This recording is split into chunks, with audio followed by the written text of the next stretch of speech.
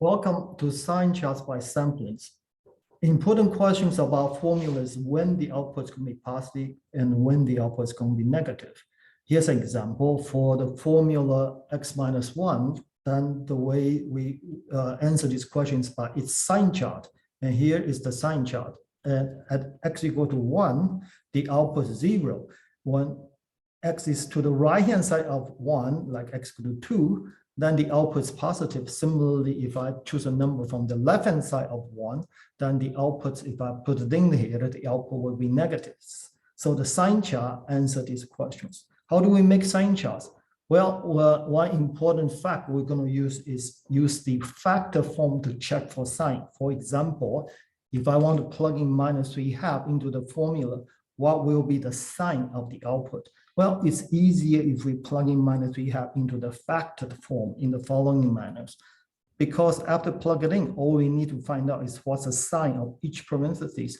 In this case, they both are minus signs, so the product is positive. Therefore, I know the output is positive. And similarly, if I plug in minus 1/2, I get the negative output in these manners. Okay. So here is how we make sign chart x squared minus 3x minus 4. First step, find out where is equal to 0. And because 0 output has no signs, not positive and no negative. Then how do I find out where positive or negative are?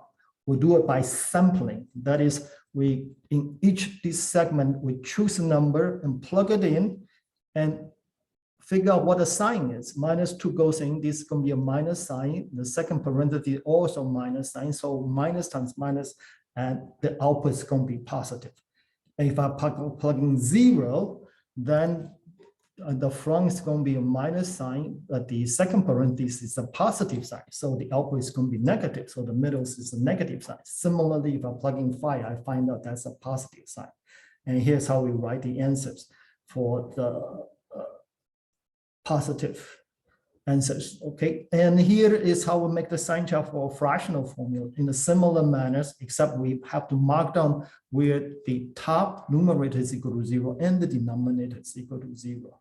Then we do the check for each segment. We select a number to check for sign, and then fill in the sign of each segment. So this is how we check for do the sign chart, check for sign of a formula.